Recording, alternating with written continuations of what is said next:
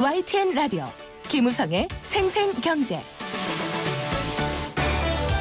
안녕하십니까, 김우성 PD입니다. 심리, 마음의 이치라는 뜻입니다. 사회과학이나 생명과학 분야에서 다루죠. 그런데 경제 분야에선 유독 심리라는 말 자주 씁니다. 투자 심리, 구매 심리 등 경제는 마음의 이치에 유독 관심이 많습니다. 때론 가격과 수요, 공급에 따른 경제의 기본 통념을 뛰어넘는 그런 결정을 내리기도 하는데요. 행동경제학에서 주로 다룹니다. 집값의 90%에 육박한 임대료, 또 집값보다 비싼 임대료가 있음에도 불구하고 집을 사지 않고 빌리는 것도 여기에 해당되겠죠. 오늘 엇박자를 내고 있는 대출시장과 부동산 시장의 문제점 전문가와 함께 짚어드립니다. 심리, 말 그대로 마음을 다루지만 엿장수 마음대로 할 때의 마음은 아닙니다. 대다수의 사람이 나름의 이유로 갖고 있는 심리라면 시장을 조절하거나 책임지는 분들은 이 심리가 곧 민심일 수도 있다는 생각 해봐야 하지 않을까요? 2016년 3월 14일 월요일 김우성의 생생경제 지금 시작합니다.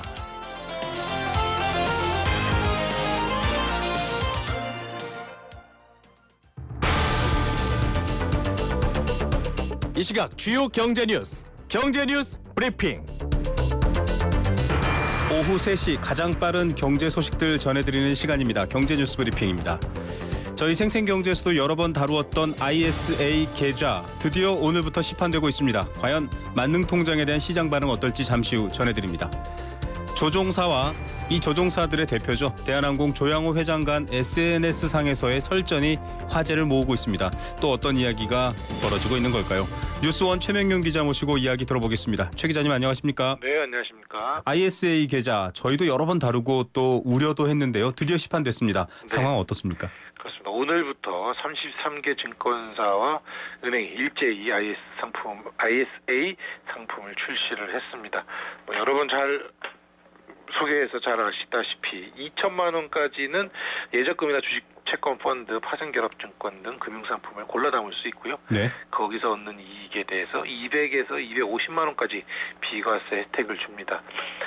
투자자가 직접 선택하는 게 신탁형, 금융사에 맡기는 게 일임형 이런 선택, 1임형과 신탁형을 선택할 수 있고요. 네. 시장 초기엔 약 10조 원, 5년 뒤에는 30조 원 정도 시장이 커질 것이다 이렇게 예상이 됩니다. 증권사나 은행들 지금 시중에 풀려있는 움직이지 않는 부동자금이 1,000조 원 정도가 된다고 하는데요. 네. 이걸 잡기 위해서 아주 치열한 경쟁을 펼치고 있습니다. 증권사들은 수수료 인하 경쟁을 펴고 있고 은행들은 방대한 지점망을 무기로 맞불을 지금 놓을 예정입니다. 그 업권 간의 지금 칸막이가 벗어나서 금융권 간의 경쟁이 벌어지는 게 이번이 어떻게 보면 처음인데요. 네. 점점 이런 경쟁이 심화되면 이 돈 굴리기가 어려운 소비자들에게는 선택권이 좀 확대가 되고 수익률 개선 효과가 있지 않을까 이런 기대가 있습니다. 네.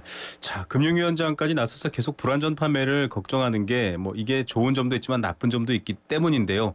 분위기는 어떻습니까? 계약 첫날인데요. 네, 아직 통계가 나오지는 않았는데요. 기자들이 이제 언론을 통해서 이 창고에 있는 분위기들을 좀 오전에 쭉 스케치들을 했는데 네. 아직은 찻잔 속에 태풍인 듯한 그런 분위기입니다. 네. 객장마다 여의도나 광화문 일대 은행이나 증권사 객장마다 한 5, 6명 정도가 와서 상담은 받고 갔다고 하는데 그렇게 폭발적으로 오늘 늘어나는 것 같지 않습니다. 그 이전에 사전 계약을 했던 그런 그 분들이 와서 계좌를 트는 경우가 좀 있었고요. 네네. 소득 증빙 서류가 없어갖고 상담만 하고 돌아가는 경우 이런 경우가 상당히 많았다고 합니다. 네. 전문가들은 서둘릴 필요 없이 조금 천천히 알아보면서 해라 이런 조언들을 하고 있고요. 네. 제일 유념해야 되는 게 수수료율입니다. 그 이전까지는 예적금은 무조건 이자를 그냥 받는 거였는데 네. 이 ISA에 들어가는 예적금은 수수료가 0.1%가 붙습니다. 이 예적금과 같이 이렇게 안전한 초저위험 이 상품에 대해서는 0.1에서 0.3% 정도의 수수료가 붙고요. 위험도에 따라서 0.1에서 0.4, 0.5에서 0.7 많이 붙이는 거는 1.0까지도 붙입니다. 이렇게 수수료가 1.0이 됐는데 1년 동안 굴린 게 1% 이상의 수익률이 안 나면 결국 마이너스 수익이 될 수도 있으니까 이런 것 좀 주의하셔야 될 테고요. 이 금융소비자연맹이라고 이제 그 금융 관련 시민단체죠. 네. 네네 시민단체가 있는데 상품 내용을 정확하게 파악을 해보고 최대 손실 가능 금액도 확인을 해라. 또 투자 성향에 맞는 상품인지 또 금융사가 단정적으로 얘기하는 정보는 좀 믿지 말고 의심을 가져보라. 특히 여유 자금으로 실익 위주로 이렇게 투자를 하라는 그런 조언들을 하고 있습니다. 예, 경품까지 걸어서 좀 논란이 됐었는데요. 저도 마트에 가면은 컵 하나 주면 맥주 이렇게 묶음으로 사는데 그렇게 하시면 안 된다는 말씀입니다. 정확히 자기 성향을 따져서 가입하시기 바랍니다. 자, 뭐 자수성가한 분들이 많다 이런 얘기 훈담으로 들려오는데 우리나라에서는 상속으로 부자된 분들이 더 많네요. 이게 기준이 꽤 센 거여서 네. 이게 모든 것을 말해주는 것 같지는 않은데요. 네. 미국의 싱크탱크인 피터슨 국제경제연구소, 이게 한국을 좀 잘 아는 곳 중에 하나인데 여기서 20년간 전 세계 부자들 억만장자 기준이 자산 10억 달러입니다. 네, 1조 2천억 원. 네. 네. 1조 2천억 원 이상의 거액의 부자들을 기준으로 상속한 부자가 많냐, 자수성가한 부자가 많냐 이런 것들을 좀 분석을 해봤는데 네. 한국이 2014년 기준으로 상속 부자의 비율이 74.1%를 기록을 했습니다. 세계 평균 30.4%의 2배를 훌쩍 넘는 그런 모습을 보였습니다. 이런 상속 부자 비율이 높은 나라가 쿠웨이트나 핀란드, 여기는 각각 100%였고요. 네네. 덴마크는 83.3%, 아랍에미리트는 75%. 이런 나라들이 이제 상속 부자의 비율이 높은 나라들이고요. 그 뒤를 이어서 한국이 순위를 기록을 했습니다. 중국의 상속 부자 비율은 2%밖에 안 됐고요. 네네. 일본은 18.5%, 미국은 28.9%, 유럽은 35.8%, 뭐 이런 순입니다.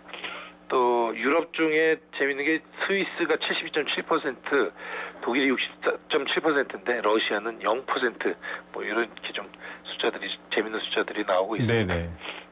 그 피터슨 연구소는 신흥국이나 선진국을 통틀어서 자수성가 부자가 좀 늘어나고 있고 상속 부자는 좀 줄어드는 추세다 이렇게 분석을 하고 있는데요.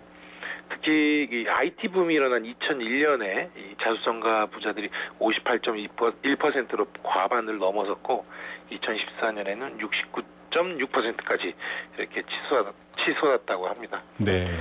뭐 억만장자들 1조 2천억 원 이상 억만장자 비중은 미국이 30.2%로 가장 높고요. 유럽이 28.4%, 동남아시아는 21.2%, 이 중에 중국이 9%, 한국과 일본은 똑같이 1.6% 수준이라고 합니다.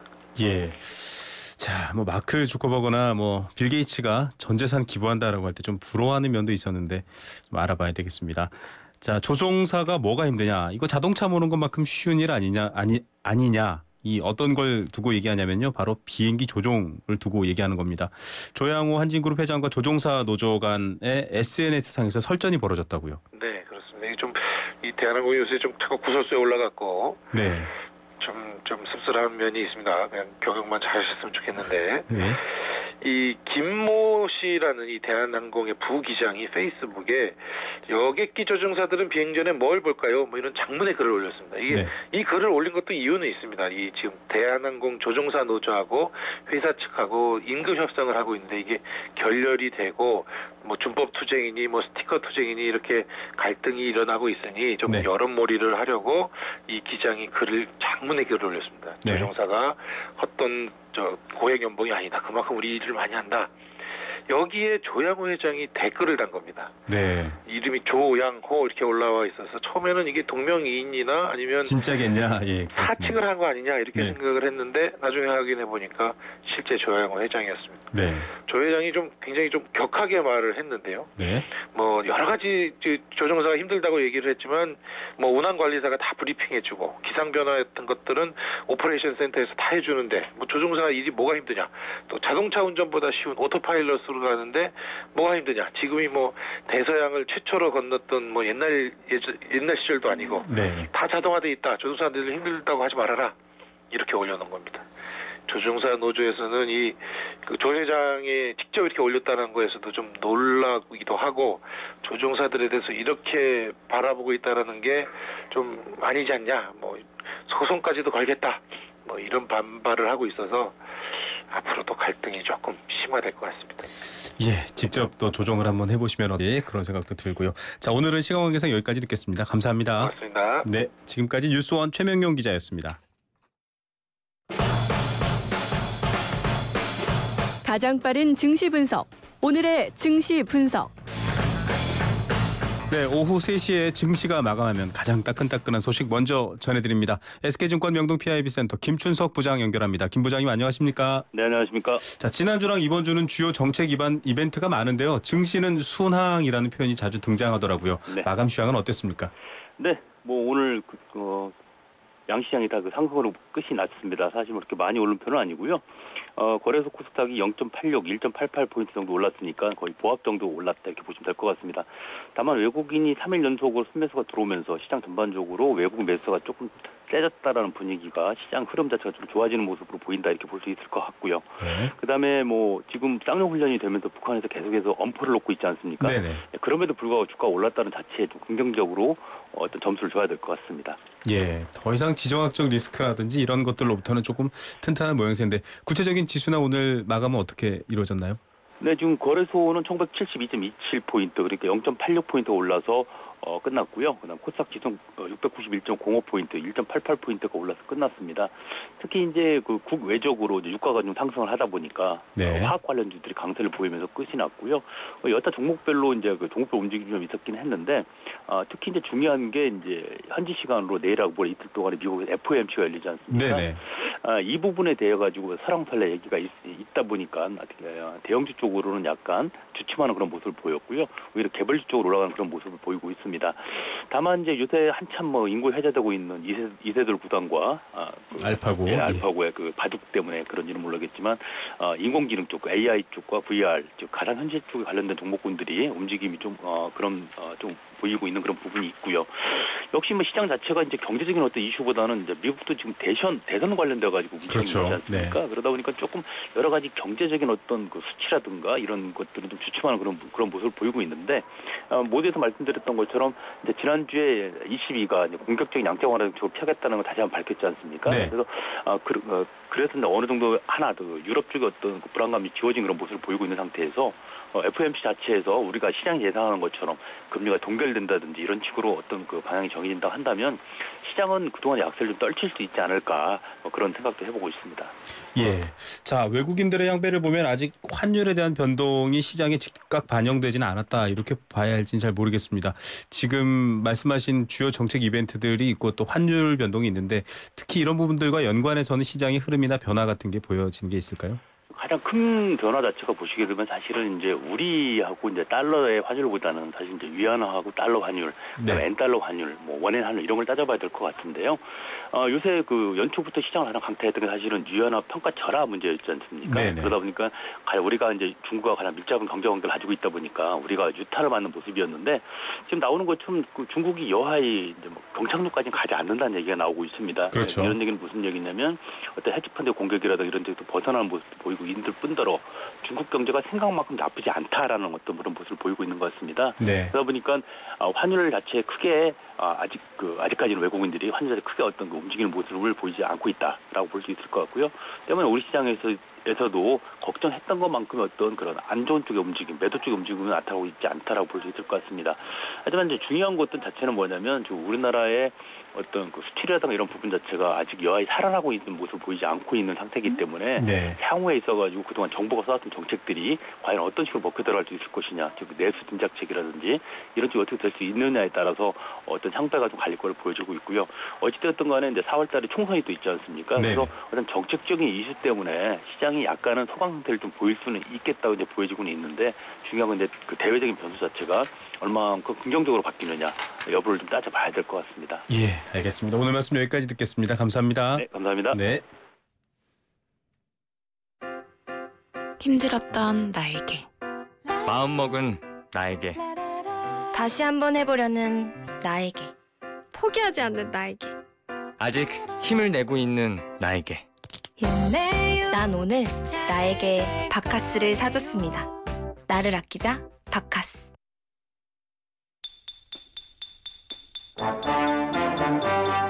경제 탐구 생활 네, 생생경제 1부 포스코와 함께했습니다. 1부 마치면서 퀴즈 풀고 선물 받고 경제상식 풍부해지는 경제탐구생활입니다. 정답 맞춰주시면 알칼리수로 건강해지는 내 몸 에이수 알칼리 생수 한 박스 선물로 드리고요. 2016년 매주 목요일 응답하는 여행 스케치의 가로수길 콘서트 나무야 공연 티켓도 드립니다. 정답 단문 50원 장문 100원의 정보 이용료가 부과되는 샵 0945 우물정 0945번 문자 메시지로 보내셔도 되고요. 스마트폰 앱 예스로도 보내실 수 있습니다. 오늘의 퀴즈입니다. 바둑계의 최고수라는 말만 꺼내도 벌써 정답 보내주실 것 같은데요. 이세돌 구단과 알파고의 바둑 대국으로 이것 기술에 대한 관심이 높아지고 있습니다. 우리나라의 경우에도 이것 관련 산업화 지원금을 130억에서 200억 원 이상 확대하기로 했다고 합니다. 일본에서는 기업들의 인력 채용 과정에서 이것을 도입해서 최적의 인재를 골라내는 시스템도 도입한다고 하고요. 스스로 생각하고 스스로 학습하고 판단하고 예측하는 기능까지 갖춘 이것의 진화, 이 기술의 진화로 앞으로 500만 개 이상의 일자리가 사라지는 것 아닌가 이런 씁쓸한 뉴스도 나오고 있습니다.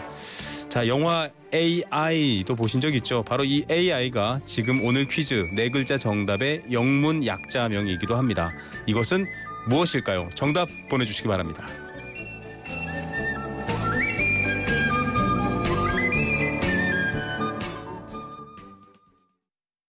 YTN 라디오 캠페인 물 없는 한라산, 물 없는 제주 바다를 상상할 수 있나요? 제주의 아름다운 자연과 풍경은 깨끗하고 건강한 물이 있기에 가능합니다. 제주를 아름답게 만들어주는 건강한 물은 우리의 몸과 마음도 아름답게 만들어줍니다. 건강한 몸과 마음을 지키는 일. 아름다운 물을 사랑하고 지키는 일에서부터 시작됩니다. YTN 라디오 아름다운 물 캠페인은 광동제약과 제주특별자치도 개발공사와 함께합니다.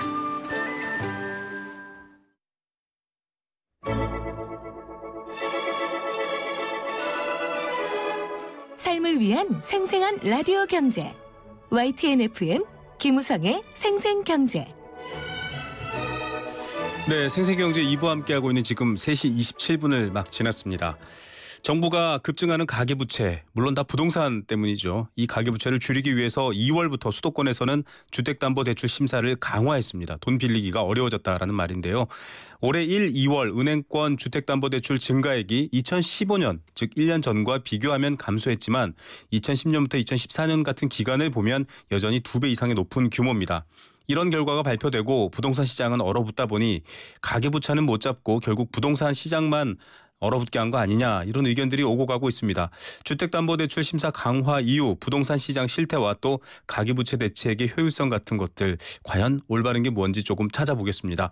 주택산업연구원 노희순 책임연구원 연결해서 알아보겠습니다. 노 박사님 안녕하십니까? 예, 안녕하십니까? 네, 주택담보대출 심사 강화 이후 부동산 시장 보는 사람마다 시각이 다른데 어렵다고 하는 게 맞다고 볼 수 있을까요? 예, 단순히 여신 심사 강화의 영향을 판단할 수는 없지만 거래가 감소하는 것은 실제로 사실이고요. 과방세가 지금 확대되고 있는 양상을 보이고 있습니다.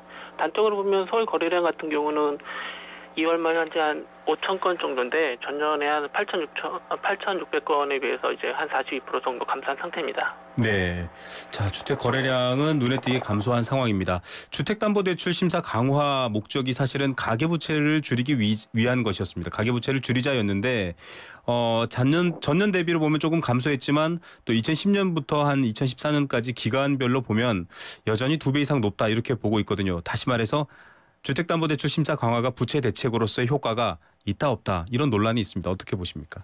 사실 이걸 있다 없다 단순하게 판단하기 좀 어렵고요. 네네. 사실 이제 가계부채 같은 경우는 담보대출하고 신용대출 부분이 있는데 신용대출 부분이 연체율이나 금리 같은 게 상대적으로 높은 편입니다. 네. 그래서 지금 가계대출, 담보대출 자체가 줄어드는 게 신용대출이나 아니면 1금융께서 2금융 넘어가는지에 대해서 모니터링 계속적으로 필요한 상태고요. 네. 지금 보면 이제 집단대출이 1월 기준으로 보면 한 46% 정도 증가액의 46%를 차지하고 있거든요. 네. 결국 주택담보대출의 상당 부분이 이제 집단대출로 나온다고 보여지는데 결국 재구주택 시장에서의 주택담보대출 증가함을 보면 1조 3천억보다는 한 3조 3천억 정도로 되게 크게 예상되고 있거든요. 네. 그러니까 결국은 이제 집단대출을 제외한 주택담보대출 증가액 감소 부분은 그렇게 작다라고 볼 수 있는 상황은 아닌 것 같습니다. 예, 어느 정도 집단 대출을 제외하고는 어느 정도는 효과가 있다 이렇게 볼 수 있는지 모르겠습니다. 그런데 이 최근 주택담보대출 증가를 주도한 게 집단 대출입니다. 뭐 이미 이 정책이 시행되기 전에 승인된 집단 대출도 있었고 또 정부도 주택시장 침체를 막기 위해서 집단 대출의 경우에는 좀 예외를 뒀거든요. 그런데 이 집단 대출은 그렇다면은 가계 부채와 관련해서 좀 마냥 안심할 수 있는 걸까 이런 의문이 또 듭니다. 어떻게 보시죠? 그러니까 현재 상태로는 그렇게 크게 문제가 된다고 판단은 안 되고요. 네. 왜냐하면 보면 그 집단대출 연체율 같은 경우 2011년 말 한 0.52% 정도로 낮은 수준이고요. 네네. 그다음에 그 부실 채권 같은 경우도 그 주택담보대출이 한 1조 원 정도인데 다른 그 신규 발생액보다는 작은 편이거든요.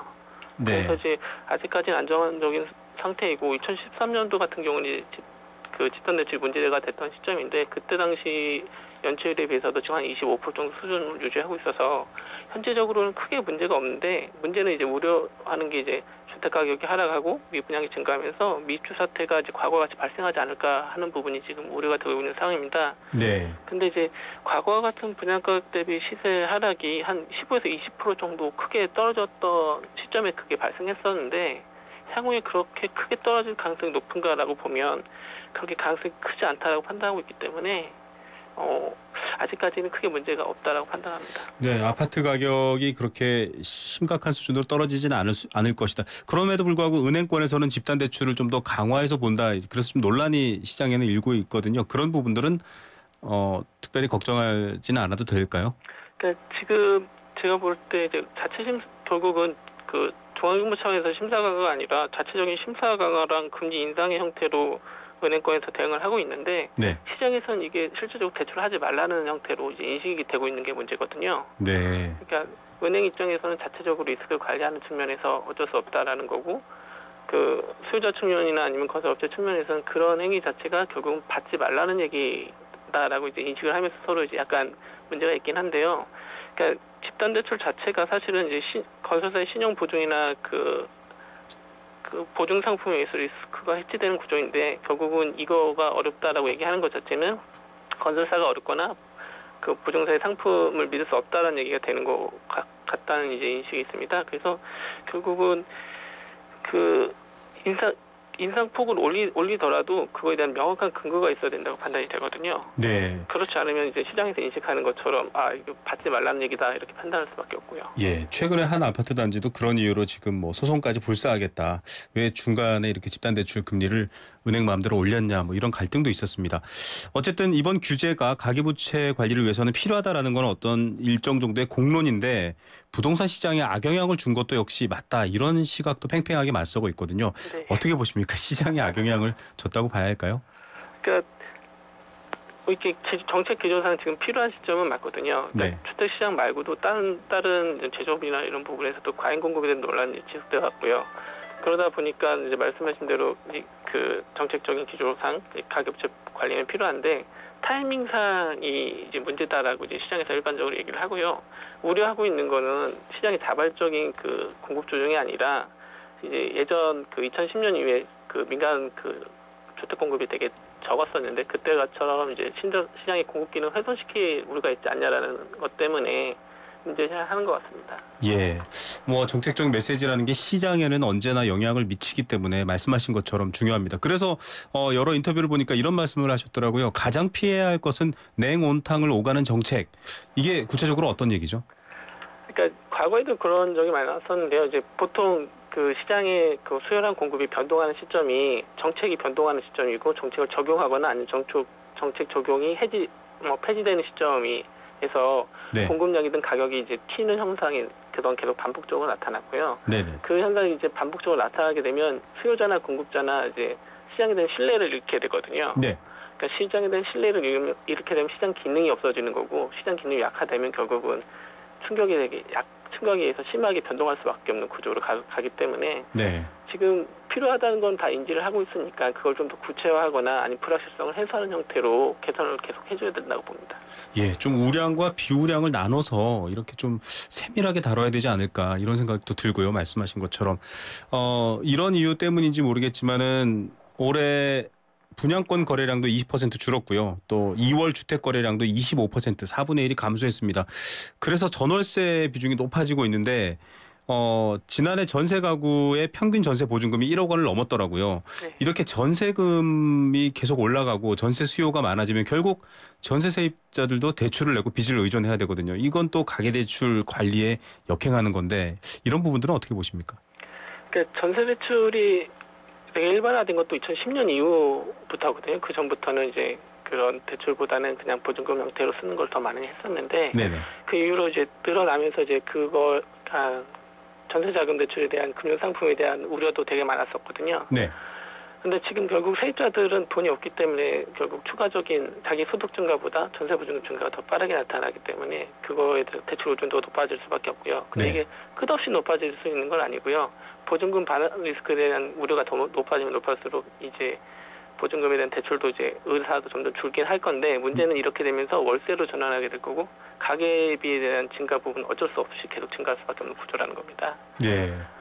이렇게 되면은 결국은 시장은 더 얼어붙지 않습니까? 지금 사실 돈이 있으면 집을 살 수도 있겠지만 대부분의 인식이 집값이 필요 이상으로 높아져 있다라는 인식 때문에 굳이 전세와 월세를 사는 것 같은데요. 네.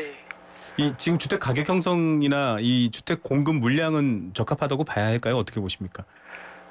지금 단기적으로는 공급량이 급증한 건 사실이고요.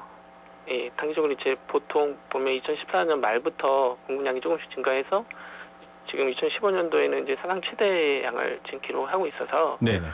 이제 공급량이 단기적으로 많은 건 사실인데 이게 이제 그러니까 중장기적인 수요 측면에서 이제 흡수 못할 정도 수준은 아닙니다. 네. 이렇게 공급된 게 오히려 뭐 전월세 시장에서는 도움이 될 수도 있는 상황인 거고요. 네네.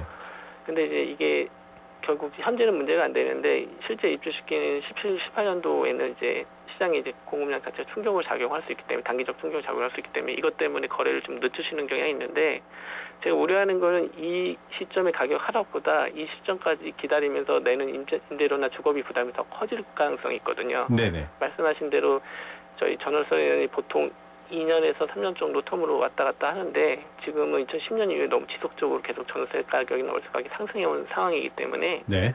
예, 그런 부담은 계속 증가할 수밖에 없고 공급량 같은 경우는 단기적으로 문제가 되더라도 중장기적으로 크게 문제 안 될 것으로 판단하고 있습니다. 예. 결과적으로는 집을 이제 주택 거래량이 늘어날 것이다 이렇게 예상하시는 건가요? 어떻게 보십니까? 그러니까 단기적으로 줄 수밖에 없는 상황이고요. 우려 때문에. 네. 이 우려라는 게 사실 이제 불안한 감정인데 이 불안감이 시장 조절 기능에 도움이 되는데 이게 너무 고착화되면 시장 기능을 그러니까 완전히 망가뜨리는 경우도 있거든요. 네네. 그래서 이게 시장에서 어느 정도 인지가 끝나면 그 다음부터는 거래량이 다시 늘어날 걸로 예상되는데 그게 지금 상반기 중에는 미분양도 증가하고 거래량도 감소하는 추세가 이어질 수밖에 없는 거고요. 이게 얼마나 이제 시장에서 인정이 되고 향후에도 전세 가격이 계속 올라가니까 매매 쪽으로 가는 것도 나쁘지 않다라는 판단이 하반기 때 어느 정도 빨리 형성되느냐에 따라서 하반기 시장은 결정될 것 같습니다. 예, 전체적인 흐름의 방향은 조금 조정된다 이렇게 이해를 해도 될 것 같습니다. 오늘 여기까지 듣겠습니다. 감사합니다. 예, 감사합니다. 네, 주택산업연구원 노희순 책임연구원이었습니다.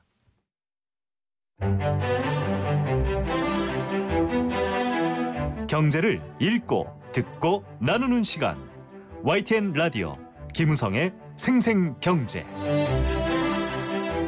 네, 생생 인터뷰 두 번째 인터뷰 준비했습니다. 별로 유쾌한 뉴스는 아니지만 앞서 제가 약간 우스갯소리 하나 하면서 시작하겠습니다. 최근 알파고와 이세돌 구단의 대국 연일 관심을 받고 있습니다. 알파고의 치명적인 약점이 밝혀졌다고 하는데요. 바로 전원 차단입니다. 조금 우스갯소리 같지만 그만큼 전기의 중요성도 한번 생각해 보면서 이번 인터뷰 전해드립니다.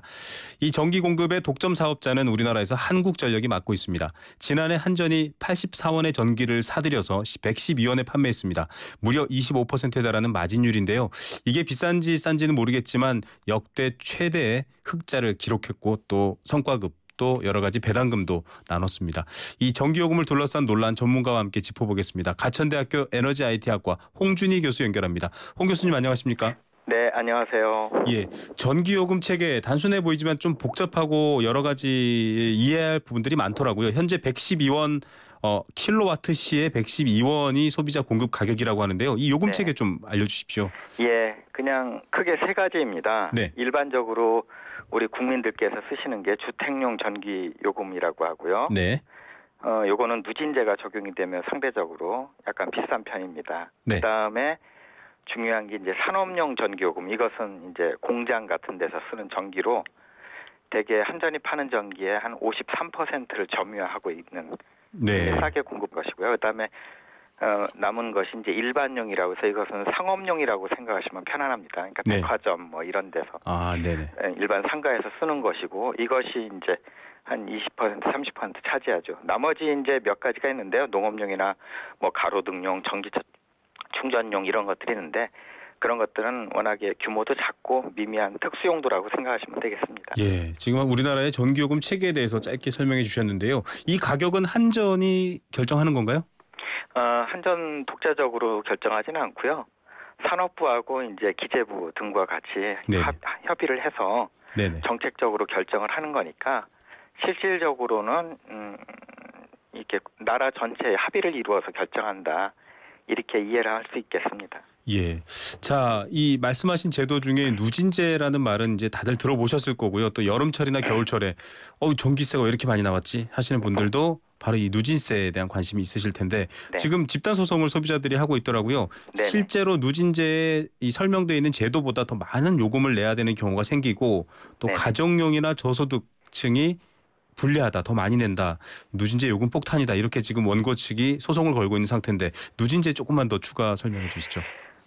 누진제에 대해서는 좀 일반적으로 알려진 것과는 다른 속성이 있습니다. 첫 번째 누진제라고 하는 것은 이제 많이 소비하는 소비자일수록 돈을 더 비싸게 받겠다 이런 건데요. 그 이유는 두 가지가 있습니다. 하나는 이 전기라고 하는 것이 원래 이제 우리가 사쓰는 100원어치의 전기는 그것 안에 담겨져 있는 이제 노동력으로 환산해 보면 한 10만 원어치쯤에 해당되는 거 100원에 팝니다. 무려 1000분의 1로 할인해서 팔거든요. 그러니까 전기는 많이 쓰면 쓸수록 이익이 큰 이상한 재화인 상품인 거고요. 네네.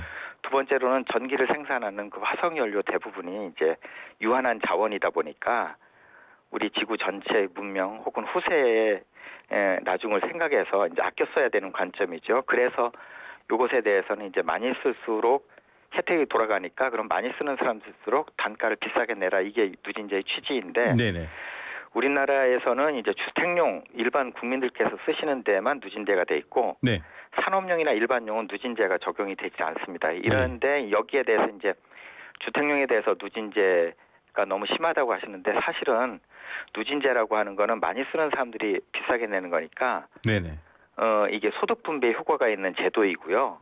누진제를 세게 매긴다는 거는 전기 에너지 소비에 있어서의 그 부자들이 돈을 많이 내서 가난한 분들을 이렇게 보조하게끔 하는 그런 장치이니까 그것을 우리가 일반 국민들께서 마다할 건 없는 거고요. 두 번째 오히려 이거에 감춰져 있는 진실이라고 할 수 있는 것은 산업이나 일반 건물에서 쓰는 전기요금에 누진제가 작용이 안 된다는 거죠. 그래서 엄청나게 전기를 많이 쓰는 대기업은 그거에 따라서 혜택을 많이 가져가게 되고 초고층 빌딩이나 이제 큰 백화점들이 혜택을 많이 보는 거고요. 중소기업들이 상대적으로 전기요금 부담이 많아지는 이유는 산업용과 일반용에 누진제가 없기 때문에 그렇습니다. 만약에 여기에 누진제를 적용하면 대기업이나 이제 매출이 많은 상가 같은 데는 전기요금을 많이 내고 중소기업이나 벤처기업들은 전기요금 많이 걷어들인 데서 좀 혜택을 보는 이런 제도가 가능한데 그게 이제 이루어지지 않고 있는 게 오히려 이게 더 문제라고 할 수 있습니다. 예, 일종의 뭐 소득 재분배 효과가 있다 지금 이렇게 쭉 설명을 해주셨습니다. 자, 한전 얘기로 넘어가 볼게요. 이제 11조 원에 달하는 흑자를 기록했다고 이미 지난달 알려져 있는데요. 그런 이유 때문에 사실 요금 인하의 얘기도 나오고 있습니다. 그런데 또 앞서 말씀드린 누진제의 이 분배 기능 때문에 좀 복잡한 문제가 껴 있는데 한전의 이 흑자 25% 마진율 어떻게 보십니까?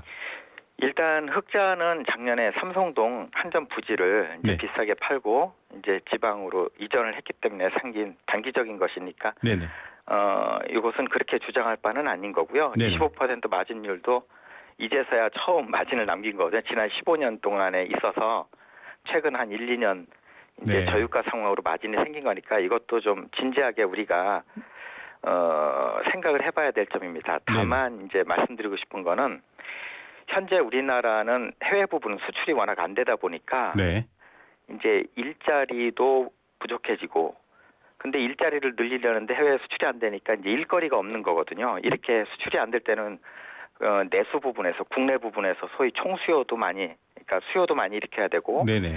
일거리를 많이 늘려야 됩니다. 네. 일거리가 굉장히 중요하다는 생각이고요. 그리고 한전은 공기업이기 때문에 기본적으로 그 한전의 그 속성은 기업의 속성은 수익을 내는 것을 목표로 하지 않고 네. 공기업은 국민과 정부를 대시하는 대리인이기 때문에 대리인들은 수익을 내봐야 자기 것이 아닙니다. 그렇죠. 다만 대리인들이 목표로 삼는 건 일거리가 많아져가지고 대리인의 역할을 국민들이 이해를 해서 계속 그런 일을 대리해라 이렇게 위임받는 걸 좋아하는 거거든요. 그러니까 한전은 본성적으로 일거리를 많이 늘리는 작업을 하는 데인데 그렇게 되면 이제 한전이 수익을 내야 한전이 자꾸 중소기업한테 물건을 사게 됩니다. 발주도 내고 설비도 고치고 온실가스를 줄일 수 있는 최신 기술도 적용을 하고 이렇게 되는 것이니까 우리가 바라봐야 될 것은 25%의 흑자가 났다고 했을 때 그것을 가지고 전기요금을 깎아달라고 하지 말고 한전 보고 국내 중소기업체들의 물건을 더 많이 구매하고 국내에서 설비 교체를 많이 일으켜서 그 새벽 시장에 나가시는 분들에게 자꾸 일거리가 가도록 일이 생길 수 있도록 하는 역할을 제대로 해라. 이것이 옳은 주장 같아 보입니다. 예, 단지 뭐 지금 말씀하신 게 그 한전 조한익 사장 같은 경우도 교각사루를 비유를 하면서 단지 요금 내리는 거 효과가 없다, 미미하다. 네네. 오히려 뭐 적자 보전이나 투자 비용을 하는데 돈을 더 쓸 예정이다 이렇게 얘기를 했는데 네네. 또 그럼에도 불구하고 이 여론은 조금 뭐랄까요? 단지 몇천 원이 아니라 이 누진제를 통해 적용해 보면 사실은 각 가정별로 상황은 다르겠지만 그래도 조금 국제 유가도 떨어지고 이런 상황이라면 한전이 고통 분담 차원에서라도 인하 정책 해야 되지 않냐 이런 얘기도 있거든요. 실질적으로 그렇게 되면 전기를 많이 쓰시는 분들이 이제 혜택을 받게 될 겁니다. 오히려 재분배 기능이 떨어진다. 현금을 많이 유보해 가지고 있는 국내 30대 대기업 이런 데들이 굉장히 많은 혜택을 보게 돼 있습니다. 네. 그러니까 일반 국민들 입장에서 좀 말씀을 드리고자 한다면 그 전기요금을 인하하라고 하지 마시고 만들어져 있는 한전의 수익을 가지고 국민들이 일을 할 수 있도록 하는 그 투자 사업을 좀 해달라고 이렇게 주장하시는 것이 더 바람직하지 않을까 하는 생각인 거죠. 아, 예. 이게 아까 말씀드렸다시피 누진제가 단지 비싸진다만의 문제가 아니라 소득 재분배의 효과 또 여러 가지 측면을 다 고려해야 된다라는 얘기까지 해 주셨습니다. 자, 뭐 끝으로 간단한 질문인데요. 우리나라 전기세가 뭐 OECD 대비는 가장 낮다. 근데 누진제 적용하면 달라진다 이런 말이 있는데 전기 요금 비싸다고 봐야 할까요? 내지는 예, 그렇습니다. 주택용 일반 국민들이 쓰시는 건 대개 OECD보다 한 1.5배 요 정도 높은 수준인데 문제는 산업과 이제 일반용이라고 하는 그러니까 백화점 같은 데 쓰는 전기요금이 워낙 낮아가지고 이렇게 희석이 돼서 전체적으로 우리나라 전기요금이 싼 것처럼 보이는 거죠. 그래서 산업 부분 특히 전기를 많이 쓰는 이제 큰 기업들 그다음에 큰 빌딩들에서 전기요금을 조금 더 적극적으로 내주시고 그것을 통해서 일반 국민들에게 이렇게 소득을 분배하는 일이 생기면 또 그분들이 물건을 소비해서 대기업한테도 좋은 일이거든요. 이런 선순환 구조를 그 큰 기업에서도 좀 합의를 해주셨으면 하는 것이 저의 바람입니다. 예, 또 에너지 기업뿐만 아니라 이런 경제 활력을 넣어주는 기업으로서의 역할을 요구하는 게 더 합당하다 이런 얘기까지 듣겠습니다. 오늘 말씀 감사드립니다. 네, 고맙습니다. 네, 가천대 에너지 IT학과 홍준희 교수와 함께했습니다.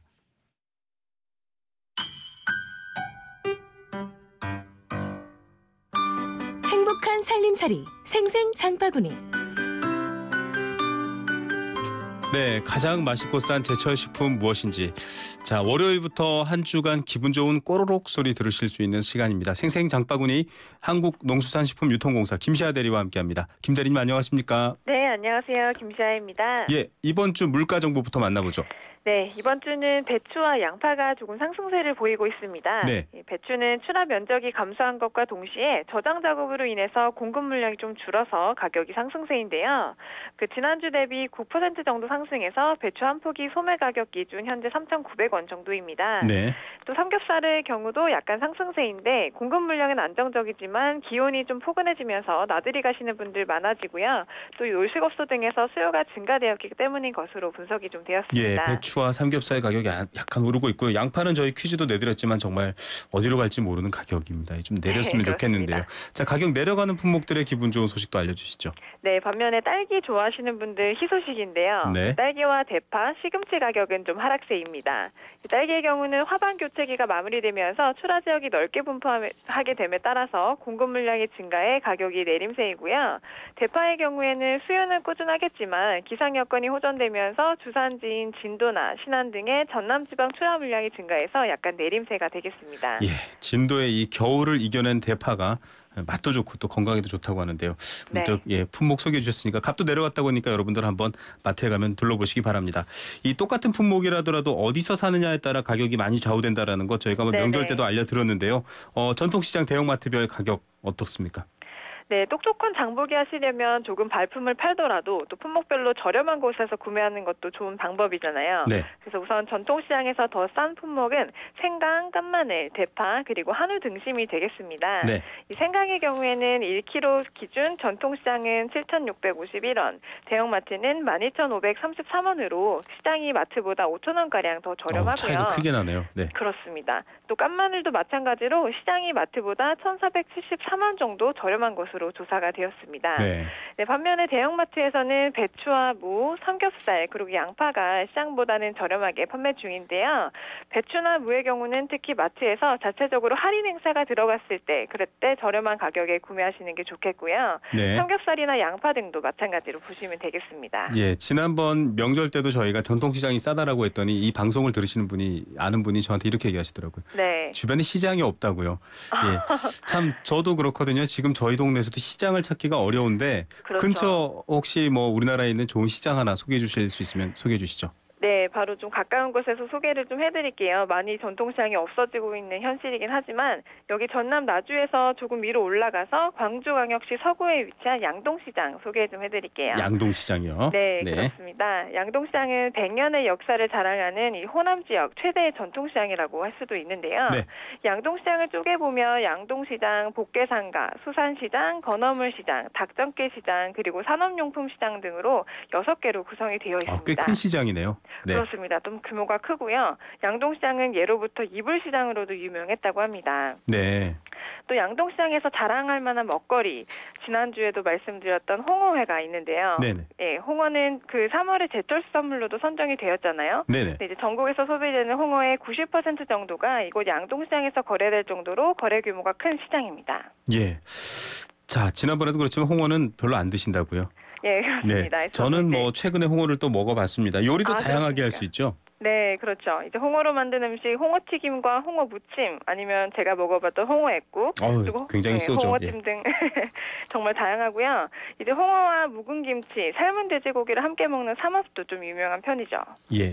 자, 소비자 물가가 오른다라는 뉴스 저희도 계속 전해드리고 있습니다. 이렇게 물가 오를 때 좀 이 식재료 같은 것들 현명하게 구매해서 요리해 먹는 방법도 있을 것 같아요. 네네, 그렇습니다. 이제 지금 3, 4월에 주요 채소류의 가격이 좀 상승세인데요. 네. 이제 저희가 많이 먹는 배추와 무, 대파, 양파 등이 평년 대비해서는 다소 높은 상황입니다. 네네. 이런 이유는 단경기이기 때문인데 이 지난 가을 겨울에 생산해서 저장하고 있던 채소를 소비하는 그런 단경기라서 주요 채소류의 생산이 중단되고 가격이 좀 상승하는데요. 이럴 때는 좀 소비 패턴을 바꿔보셔도 좋을 것 같아요. 네. 간단히 말해서 A가 비싼 시기에는 대체품 B를 소비하면서 합리적인 소비를 해나가는 것이 좋겠습니다. 네. 지금은 이제 배추와 무 가격이 상승세이니까 상대적으로 가격이 저렴한 대체품목인 양배추나 얼갈이 배추, 열무 등을 당분간 소비하시는 것이 좋겠고요. 네. 또 가공김치의 가격은 배추 같은 농산물처럼 크게 가격 변동이 심하지는 않으니까 이 가공식품으로 판매되는 김치를 이용해 보시는 것도 가게 경제에 도움이 되겠습니다. 예.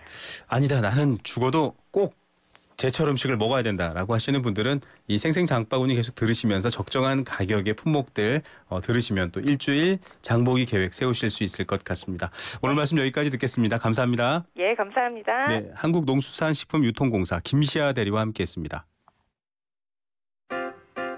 힘들었던 나에게 마음먹은 나에게 다시 한번 해보려는 나에게 포기하지 않는 나에게 아직 힘을 내고 있는 나에게 힘내요 난 오늘 나에게 바카스를 사줬습니다.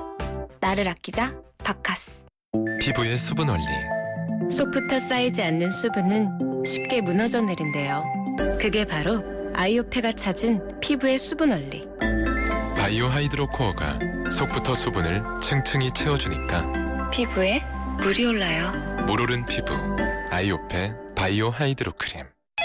네, 쌍용 자동차입니다. 개별 소비세 30% 내린 거 맞죠? 네, 맞습니다. 그럼 무상 보증 기간을 전차종 5년 10만 킬로미터로 늘려주시고요. 9인승 SUV 코란도 트리스모는 사륜구동 기본 장착해 주실 거죠? 네, 모두 다 해드리겠습니다. 3월에만 누릴 수 있는 쌍용 자동차 슈퍼 페스티벌. 쌍용 자동차 전시장에서 확인하세요. 엄마, 침대가 좁아. 이사 갈 때 바꾸자. 침대가 불편해. 비싼 건데 참아. 침대 왜 사서 고생하세요? 코웨이 매트리스 맞춤 케어 렌탈하세요.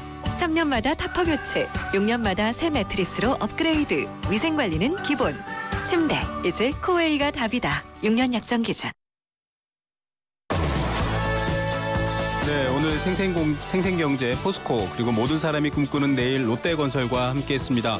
자, 오늘도 사연 주신 분 많네요. 정답 쉬웠죠? 인공지능입니다. AI, 인공지능의 줄임말인데요. 여러분들이 사연 주셨습니다. 자, 인공지능. 저는 운전하는 로봇 때문에 직업이 불안하게 생각되네요. 예, 운전하시는 분인가 봅니다. 또 같은 내용 주신 분도 있습니다. 개인 택시 기사입니다. 정답 인공지능. 이것 때문에 제 직업이 없어질 확률 89%라네요. 예, 인공지능 때문에 직업이 없어진다라는 우려하시는 분들 많은데요. 3954님은 이런 사연 주셨습니다. 정답 인공지능 보내주시면서 아들이 군복무 마치고 애비 품으로 돌아왔습니다. 아들과 소주잔 기울이면서 알파고에 대한 얘기를 나눴는데요. 인공지능 덕분에 오히려 인간성 회복이나 인간적인 면을 더 생각할 수 있는 기회가 됐다라는 것. 예, 위기는 기회다. 이런 멋진 말까지 주셨습니다. 오늘 상을 받으실 분은 5077님입니다. AI 인공지능입니다. 예전 스티브 스필버그 감독의 영화 AI가 생각나네요 하셨습니다. 예, 영화 같은 미래보다는요, 현실 같은 미래 준비하면 어떨까요?